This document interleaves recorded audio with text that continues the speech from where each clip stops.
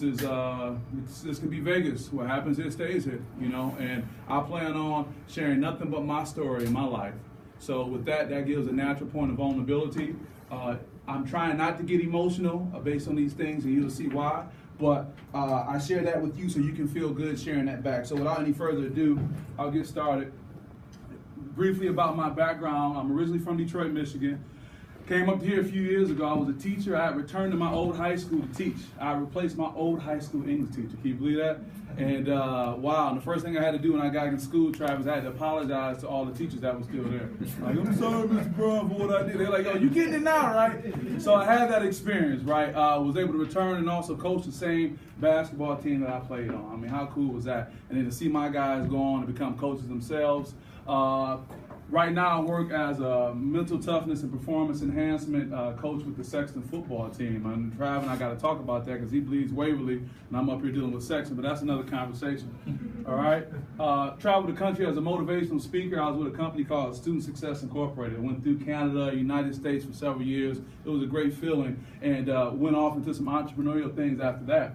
I originally came to Lansing to be with the Granholm administration, and shortly after her concluding, or prior to her concluding, I got tapped by corporate America, a little small company out of Bentonville, Arkansas called Walmart. You may have heard of it or may have seen a few of them in the area, right? So I was their public affairs and government relations manager for several states, Michigan, Indiana, Ohio, but I also got very involved in the community aspect of what was going on. And I was an author. I wrote my first book in 2011 called Unlikely Saviors, Realizing the Positive Impact Athletes Can Have on Society Through Philanthropy. As Travis said, our connection is just basketball, but not just basketball, I should say, but love athletes. And it was actually Michigan State. I came here for the Michigan State High School Championship game years ago when I was in corporate America. And I had about $3 million, Cole, that I was able to share throughout the state to nonprofits. And I saw these high school athletes and all the swag they had.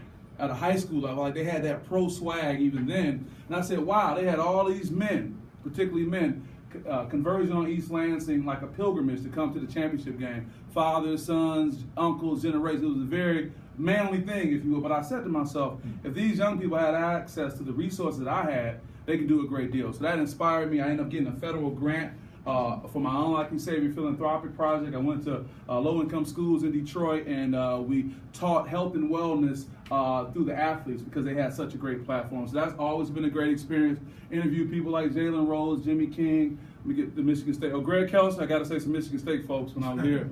But it was a great experience, and it continues to be that. So now I'm a consultant, and I'll tell you more about the work I do as we go further. But just talking about me, let me talk about my skill set. And I'm not saying anything to be braggadocious, but I grew up in Detroit, single-parent household. The alumni of my sandbox, Joel, were like drug dealers, murderers, and college graduates. It was all that.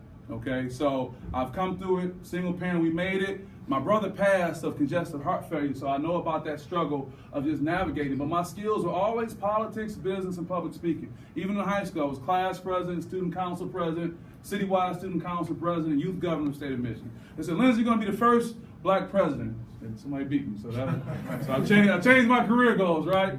But also education, sports, and charity. I was so fortunate. I put this up on social media after he passed.